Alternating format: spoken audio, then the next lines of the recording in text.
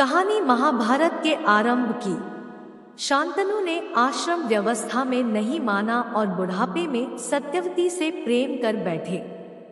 जिस आयु में उनको पुत्र देवव्रत को राज्य सौंप कर भगवान के पास जाने की तैयारी करनी थी, उसमें उन्होंने विवाह रचाया।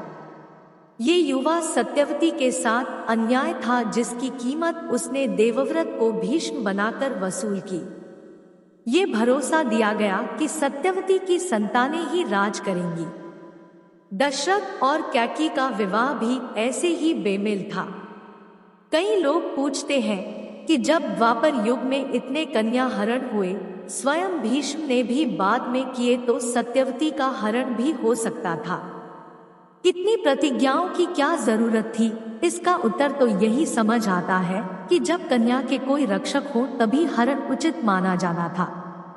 सत्यवती का पिता तो बेचारा मछुआरा था, ऐसे में ये हरण नहीं अपहरण होता, जैसे रावण ने माता सीता का किया था।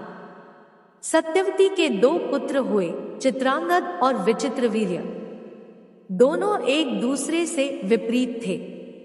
चित्रांगद शक्तिशाली था और विचित्रवीर्य कमजोर। उस समय नियम थे कि राजकुमार उचित समय पर गुरुकुल जाकर शिक्षा पाते थे, संयम अनुशासन का जीवन जीते थे। पर सत्यवती ने ममता में पड़कर इन दोनों को महलों में ही शिक्षा दिलाई, इसी कारण दोनों का पर्याप्त विकास नहीं हुआ। ये दोनों असमय निस्संतान मृत्यु को प्राप्त हुए। चित्रांगद वीर था, पर जगह जगह लोगों को युद्ध की चुनौती देता फिरता था। ऐसे ही एक बार अपने हमनाम गंधर्व के हत्थे चढ़ गया और मारा गया। विचित्रवीर्य को क्षय रोग था, वो भी कम उम्र में स्वर्ग सिधार गए। महाभारत में ये वर्णन नहीं मिलता कि तब भीष्म किधर थे, उन्होंने अपने भाई चित्रांगद को क्यों नहीं बचाया।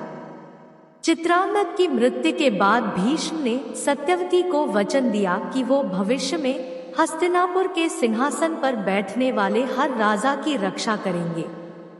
ये वचन आगे जाकर महाभारत युद्ध का कारण बना।